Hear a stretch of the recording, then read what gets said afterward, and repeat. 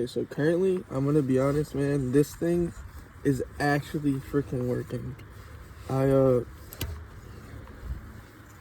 Doing this right now, and these are the ones I was having problems with and I wasn't able to get no screws in. But can I say, man, it definitely works a lot. Look at the screws it was doing to it before. And we have a brand new screw. And wow, dude. Can I say how happy I am, man? Like, seriously. I know I can use the impact and it'll definitely do the rest. But man, like, look at the difference. Look at the difference.